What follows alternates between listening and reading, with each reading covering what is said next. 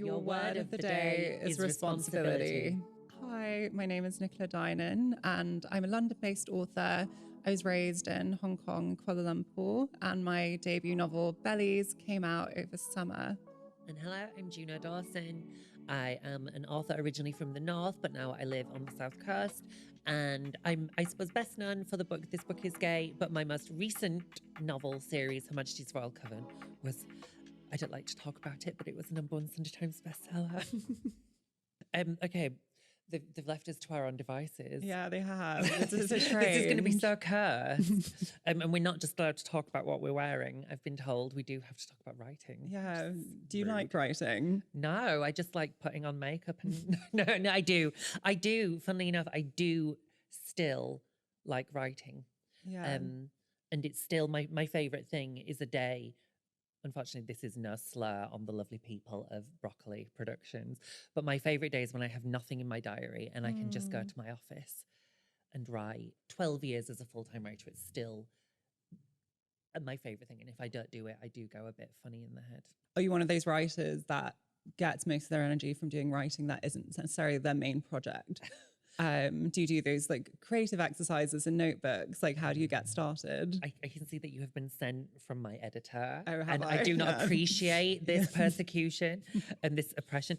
So I'm at the moment, I'm in the last kind of 50,000 words of the third Her Majesty's Royal Coven book. So I don't know about you, but all I want to do is anything else. Like I would gladly write the copy for the back of cereal boxes at the moment. And I think it's because I've been working on this trilogy for 4 years now. And I always knew what the ending was going to be. Okay. And now I actually have to do it, which feels like abusive. But what about you? Are you on task? What's going to come after Bellies? So I've written a second book called Disappoint Me. Nice. That I always describe as like a spiritual sequel to Bellies. It's like a completely different set of characters. But I feel like Bellies was such a retrospective exercise for me. You know, it was 26 when I started writing it. And you don't look much more than 26 now. I'm 29. Ancient, positively, nearly dead, in fact. Yeah. So I started writing it about 3 years ago. And I think it was such a way for me to organize all my feelings and confusion about this like very tumultuous early 20s period that I think feels like relatively universal. And Disappoint Me was sort of a slightly different exercise where, you know, I started writing it not that long after Bellies, you know, when I was 27, and was thinking, okay, well, what might my life look like in a few years' time? What questions might I be considering in relationships when I'm 30, 31? And I'm now sort of approaching that. And I wrote this book sort of imagining all these things, and I've sort of manifested all these problems that have sort of come true in my own life. But I think it's just because I was observing the way in which the women in my friendship group were talking about relationship anxieties and sort of feeling chained to heteronormativity, but not really knowing how to get out of it. So you finished book 2? Yeah, so it's going to be published at the start of 2025. Nice. And so I'm like starting work on a third book, which is sort of completely different. Excellent. Are you allowed to say what it is? Are you going like full genre science fiction? You know what? I am. How did you know? No, I am. It's kind of like sci-fi light, which I think is more my style. I don't think I'll ever stray too far towards a genre. Yeah. But it's sort of set in 1980s Hong Kong, and it's about an air hostess for Cathay Pacific Immediately who's tasked with, he's given this very strange task to collect the cigarette butts of first-class passengers. And it's sort of about her marriage, but also about this very weird thing she's been asked to do and what that actually means and what it's being used for. Have you read any Emily St. John Mandel? I haven't. So I think she's like my favorite sort of contemporary author writing now. And she does that so well that it's kind of genre, but also kind of not. And there's a real sort of humanity in it. I think Station 11 would be the one to start with. And that book made me want to never write again, because I was like, well, I'm never going to top that. Yeah. So. You know, I think so much of storytelling is just, you know, about showing, you know, a familiar problem from a new perspective. And I think I've just been attracted to sci-fi by being able to like twist reality in a certain way that exposes the reality in which we live. And I think you can say as much about the times we live in through genre than you can. So I wrote a book called The Gender Games, which is about my transition. I think I actually concealed more of myself in that book of essays than I did in Her Majesty's Royal Coven, which is ultimately about trans exclusionary feminism. Okay. And it's, you know, the coven is the ultimate female-only space. And that coven, while yes, they are witches and they can fly, really it was just about me trying to wrap my head around the fact there are women in the world who would exclude me from that space. And you know what that means for me is the excluded party. But also I really wanted to try and understand what it is those people, particularly women, because I don't really care what men think, full stop. Sorry. But I wanted to know why it was some women were so repulsed by me, kind of. And so actually that book, even though it's a fantasy novel, absolutely, first and foremost, it is a fantasy trilogy. Actually, it was hugely, hugely cathartic for me. And I think that's why I keep coming back to genre, why I would love one day to write a novel like Bellies, something that was like legit. Like, come on, Women's Prize. Come on, Women's Prize. Give it to a trans woman. Although Tori... I mean, isn't that a scary thing, though? I have thought, you know, if I was ever lucky enough to be nominated for a prize like the Women's Prize, I'm like, oh God, is the backlash that comes with it, Horrific. like with what happened with Tory Peters, I'm like, is that even worth it? You know, to read... I feel like sort of two minds about, did you read that open letter? That was, it was like the one that was like signed by like several dead women. Amazing. Yeah. Like it was so ridiculous, but it was so transphobic. And it was the kind of transphobia that you sometimes know people are thinking, but don't often say. And when you experience those small little things, you know, those transphobic microaggressions, you almost wish they would actually say what they were thinking, because it's so much easier to call out. And on that front, I was like, okay, well, this is actually a really horrible thing to read as a trans person about, you know, another trans author. On the other hand, I'm like, oh, at least it's straight up. And, you know, at least it reveals the whole of the ugly truth about what some people really think about trans writers. And it was ridiculous. It was like, it painted Detransition Baby as like it's a novel about a conspiracy between two men to rob a woman of her baby. And I was like, that's like the most, like, that's the strangest reading of that book, which, you know, speaks so centrally to ideas of motherhood, what it means to care for another person, what it is to feel alienated in your own body. So to make it sound like a grand heist of a baby is so absurd. Like delusional. It was so delusional. And I do think the Women's Prize, and having sort of worked alongside various people from the Women's Prize, I think their heart's in the right place. And I think what is good for me is that I do think my novel or your novel or Lawrence and John Joseph or any trans writer's novel would be considered. And so, you know, I don't think a book like Her Majesty's Royal Coven is ever going to trouble the Women's Prize, but it's reassuring for me to know that it would. There's a sort of a weird privilege to being a sort of a cis-passing trans woman who has sort of like gone through a medical transition and also a legal transition, because I make life quite easy for the Women's Prize because I live legally and biologically as a woman. Whereas I think what the Women's Prize has to reckon with is, what do you do with non-binary trans writers? What do you do with writers who are gender fluid or are somewhere in the middle of a gender spectrum? It was predictable. What happened to Tori was so predictable. And I felt Detransition Baby did deserve a shot at the Women's Prize. But then I think Bellies does. I think we all do. And I think the Women's Prize does understand that. I do. I have faith in the prize. I was really reassured at how they stood behind her. Yeah.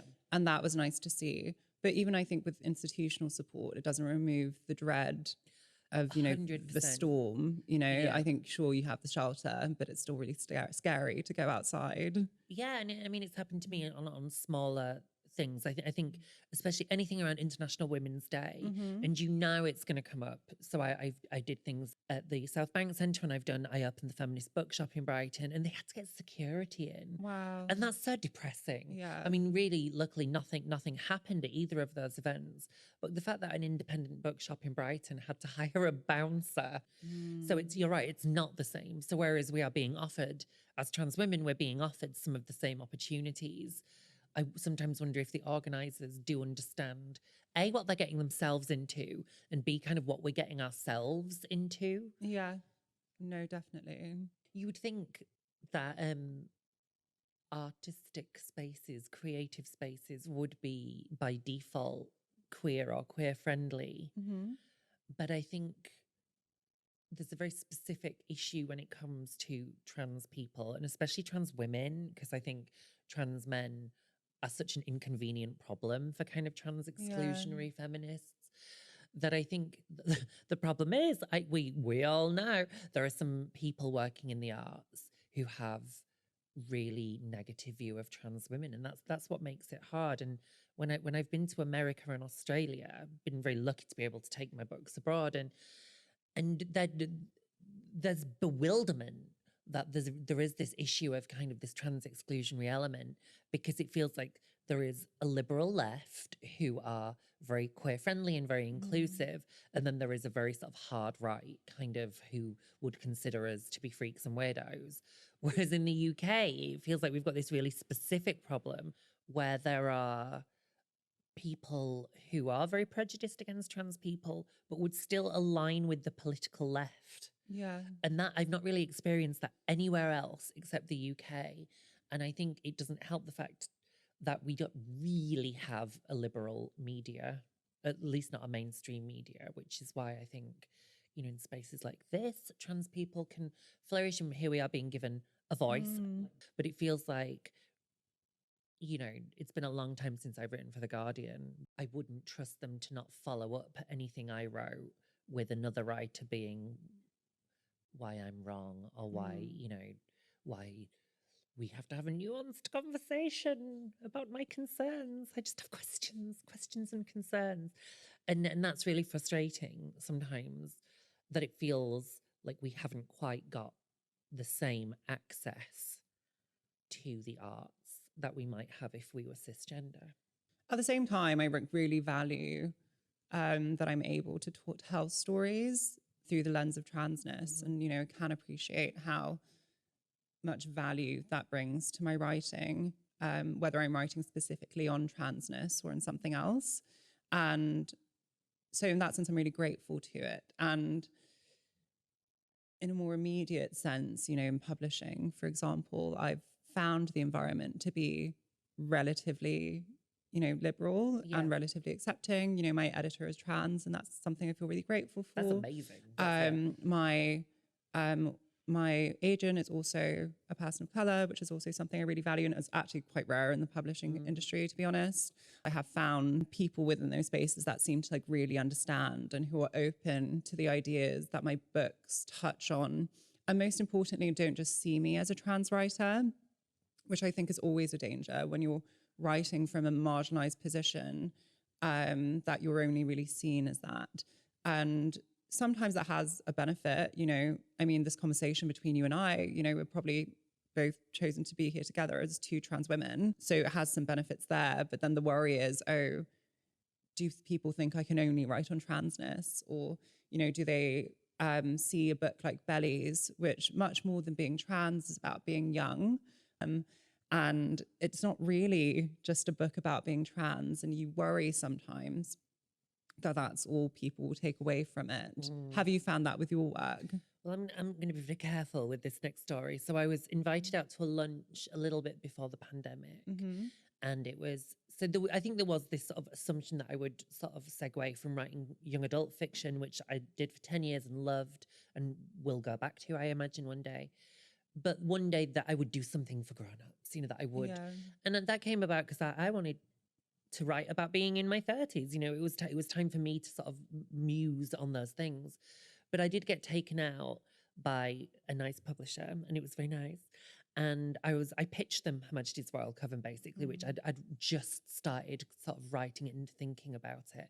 And so I was like, right, this is what I want to do. It's all a big sort of allegory for sort of trans exclusionary feminism, but it's about witchcraft. And they were like, that's great, but have you read Queenie? Could you do like a trans Queenie? And I was like, or like a trans Bridget Jones. And I was like, oh no, this lunch is a trap. Yeah. And nothing about my output as a writer had suggested that I was best placed to write something like Candice Carty-Williams. Yeah. So I was kind of like, other than the fact we're both from marginalised communities, I don't really get it. I realised there was a danger in becoming sort of the trans one. And this is why I'm so grateful every time I go to the bookseller.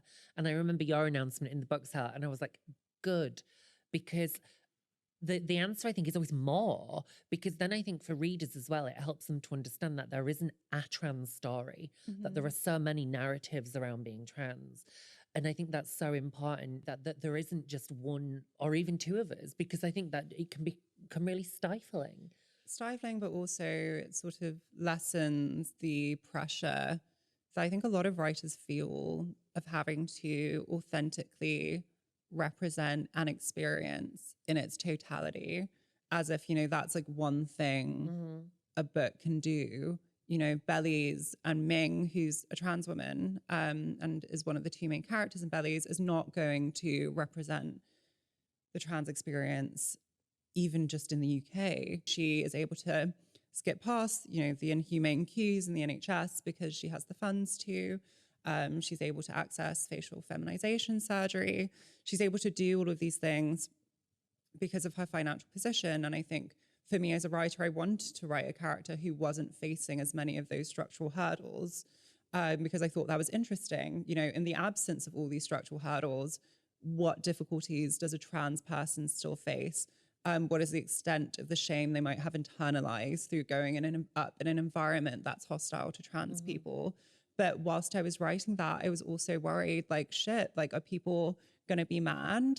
Like, oh, this doesn't represent me. And it's like, okay, well, it maybe one character doesn't have to represent everyone. Yeah. And you should be able to write about characters that have access to those things and characters that don't. And that should be my choice as long as I'm not like grossly misrepresenting the situation. So, in the book, for example, Ming acknowledges that she has access to those things. And so, I address it, but I was like, I don't want to feel limited in the characters I write because there's this disproportionate burden on me as a trans author to have to represent all of the trans experience. And likewise, I don't want to have to write about transness forever.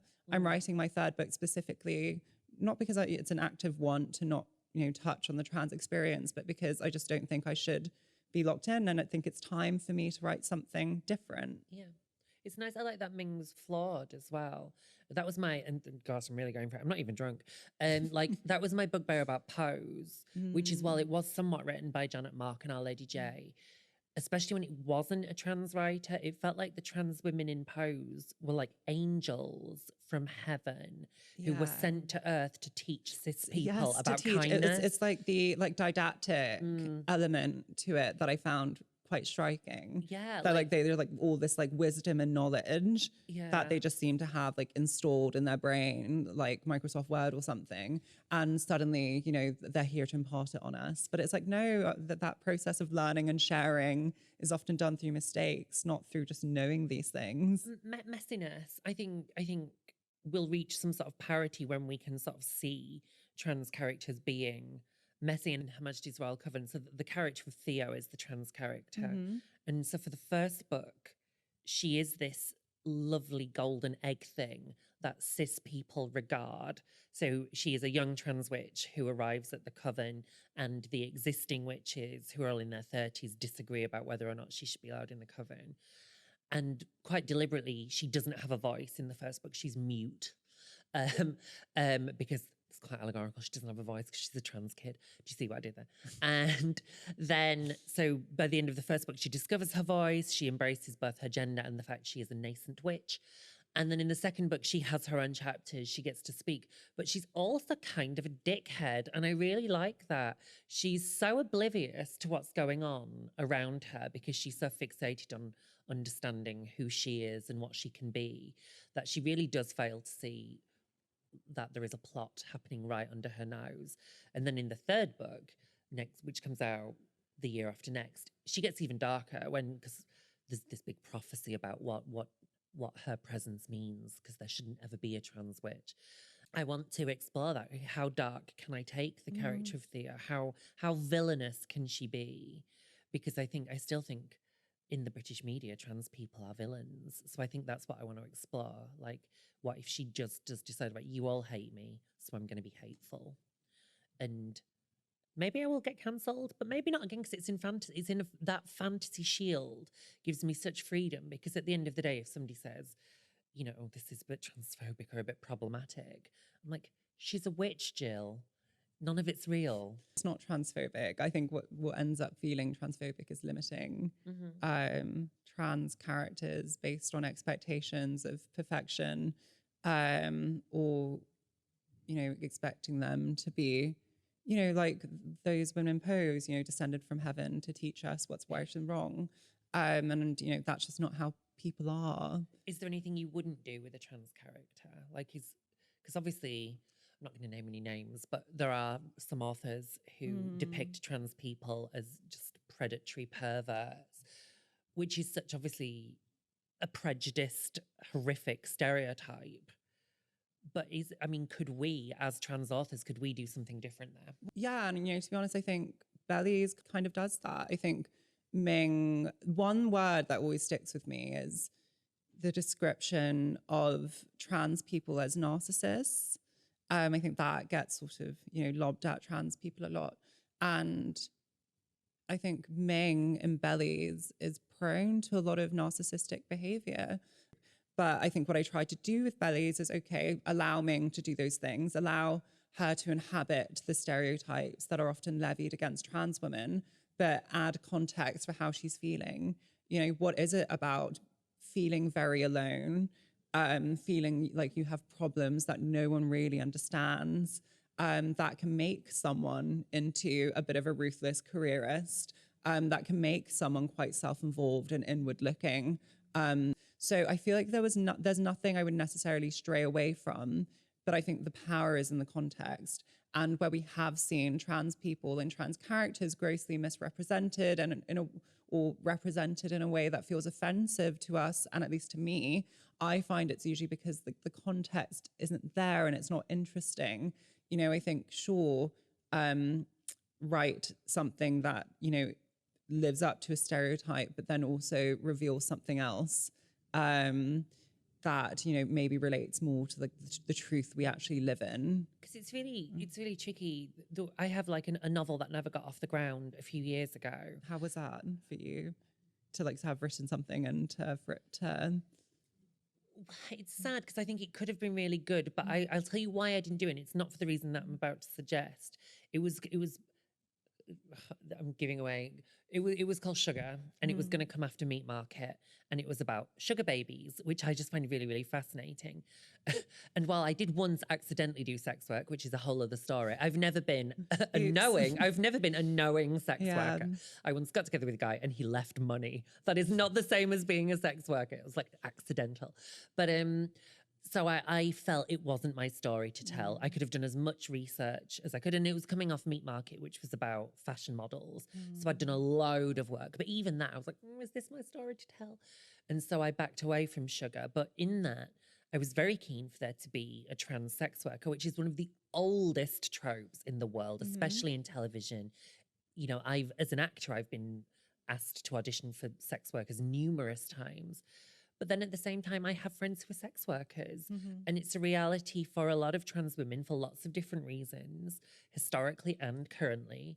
And so I was like, well, this feels like a bit of a catch-22. I'm not really sure what to do with that. Now, as it happened, I backed away from Sugar for the previous reason, which is I didn't feel it was my story to tell. But I've never quite reconciled what I would do about that poor orphan sex worker trans woman who was so fully formed in my head, kind of. I still haven't found a home for it, but I think that one day I might, be it in a script or in a novel. How do you feel about people writing outside their own experiences? Do you think there's a limit to it? I generally feel like everything's on the table for a writer, but the further away you move from your own experience, the greater responsibility you have to do the work to close that gap. And the reality is that a lot of cis writers writing trans characters don't necessarily do the work to close that gap. But if you read a book like The Argonauts by Maggie Nelson, and she writes very beautifully and thoughtfully about her sort of queer family and her relationship with Harry Dodge, who, is trans. And that felt perfectly okay to me. And I would never want to deprive the world of a book like that. I think for me, the best conversation I had was with an amazing author called Tanya Byrne. And we were out, and I just started work on what eventually became Wonderland, which is my retelling of Alice in Wonderland. And at the time, Alice was trans and mixed race, and Tanya just said, "Why?" And I was like, "Okay." And I was like, "Do you want an answer?" And she was like, "Yeah. Why?" And I was like, "Because I think it will be nice for people to see a mixed race Alice, and I want to kind of do my bit." And she was like, "You don't have to. There are so many writers of color. You don't need to help out. We don't need your help." And I was like, "That's a really good point." Yeah. And also, it was, the character was trans, and really Alice was my first trans main character. And so it was more important for me to go away and think about what that would mean to Alice, rather than trying to imagine what it would like for her to also be a girl of color as well. So yeah, I definitely a Tanya Byrne a cocktail at some point, because I think that's kind of where I sit, which is if you've got a really good answer to that why question. Yeah. So for example, in Her Majesty's Wild Cover, there's 6 narrators. One of them's Leonie, who is a woman of color. And with why, there was a very quick answer, which is, well, because this book is about the coven, and the coven is an allegory for feminism. So for me, actually, it's vital to write about the fact that Leonie has experienced oppression differently to her white friends. And also it says a lot about her white friends, that they can't always see that she's experienced the world differently.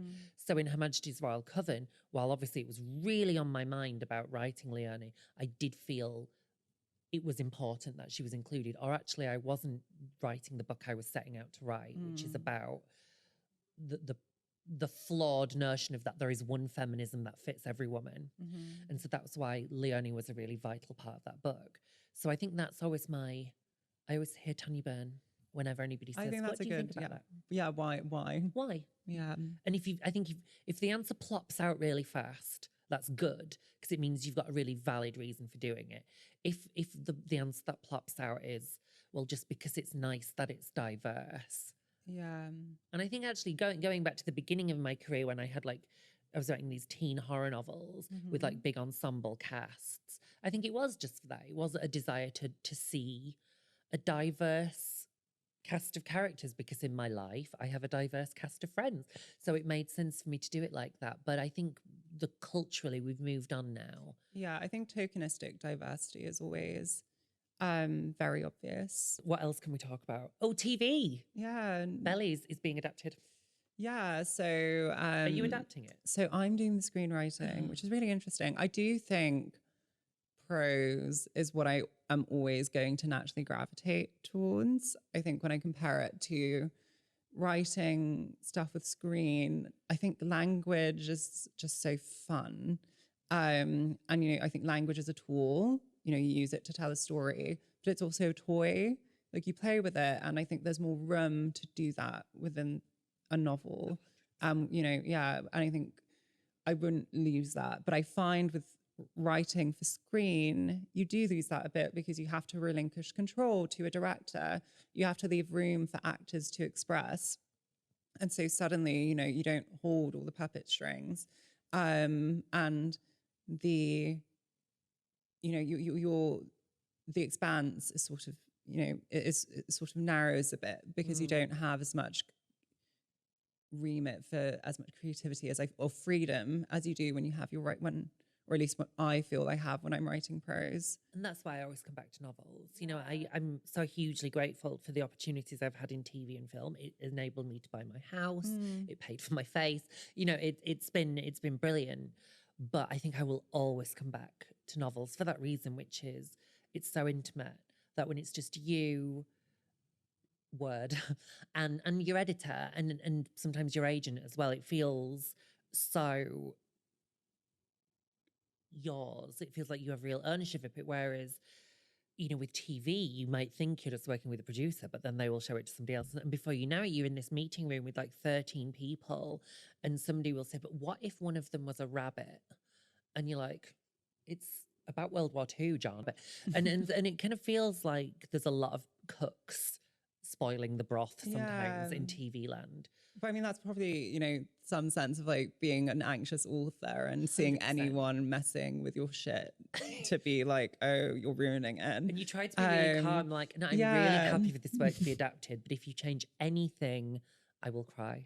And I also think, you know, being a writer is like such an isolating job, but for me in a really nice way. Like I always really suffered and struggled in traditional working environments. And what did you do before you were a I was a lawyer. I knew this. I didn't know if you'd made it to the law and you studied law. No, yeah. So I did a law conversion after I graduated from uni and then did train as a lawyer. Did you wear a power suit? No, actually. I'd never wore a power suit. That's disappointing. Thankfully. But it was just, I always like to describe it as my flop era. So I was like, what was I doing? You're just flopping upwards as a lawyer, presumably. And the positive way I look at it is I think being a lawyer actually informed how I write, and that it's like tends to be quite like clear and concise. And I really try to like maintain that in my writing. And also I wrote Bellies whilst I was still working, or at least wrote the first draft while I was still working. And so I always think of like my law firm, as difficult as they could be, were like my patrons for my first novel. Nice. It's like a nice way. Supporting the arts. Yeah, sort of like bring back like a bygone era of patronage in the arts. But, you know, I think, I always struggled in those kinds of environments that were very constricting. And so suddenly a world where I don't have to deal with colleagues, I was like, sign me up. But it is nice to kind of be surrounded by more people when you're working with TV and to be like discussing ideas in a way you don't get to do. But I would still always want my main thing to be writing prose. The gift is when you find those collaborators within film and TV who are just completely in your wavelength. And shout out my little friend Jo Innes, who's a producer that I work with a lot. And as soon as we met at this random meeting at ITV Studios. And then a year later, he was like, I don't know if you remember me. And I was like, of course I remember you. And then we've worked together ever since. And so I think that is something that you would never have with a novel where, you know, I think Jo's coming down to Brighton next week and we're going to just brainstorm some things for a new TV show we're working on. And that's how lovely. It's like, it feels, there's something almost childlike about it, because at the end of the day, you're talking about made up characters. Yeah. We might as well just have a pair of Barbies in our hands and be talking about, well, my Barbie's going to kill your Barbie, kind of. And there's something, you don't get to do that when it's just me in my office, kind of sort of chewing a pencil, writing erotica, kind of just hoping nobody's reading what I'm writing. But I like both. I like that I do feel like they're two separate careers. I love my TV job and I love my book job, and I wouldn't want to choose between them. I do love how the emotional experience of reading a script can feel very similar to the emotional experience of reading a novel, though. It's like, even though these two things quite different forms structurally, the experience is often the same. And like the human imagination in both forms does so much of the legwork. Who do you have in mind for Tom and Ming? If you could have anybody in the world. So that's the thing. It's like, I think I just don't know who these people are, because they're going to be young. They're going to be like actors fresh out of acting school. And I think that's so incredible. I was like, I won't know. It was really funny though. I had a meeting with a production company when we were at the bidding stage, and they gave loads of casting suggestions. And one of the casting suggestions for like Rob was like Harry Styles. I was like, one, like Harry Styles is like in his 30s. Two, like he doesn't have time for this. Like he's very busy. Like I don't think he wants to be in Bellies. But you know, I think part of the joy of working on something like Bellies with a production company like Element is that they're very tuned into the fact that these need to be young, fresh authors. And it's nice that I don't know what their faces are or what they could be, or that I can't even really imagine. Other than I have a rough sense of the fact that Ming does need to be Asian, and Ming obviously does need to be a trans woman. Tom's just like a white dude, so we won't have trouble finding one of those. But they're everywhere. Yeah, we could go outside and get one now. But with Ming, it has to feel like it very specifically represents her, both in terms of her ethnicity and also her gender identity. And it will happen. Thank you, Nicola, for a nice chat. Thank you so much. It's so nice to hang.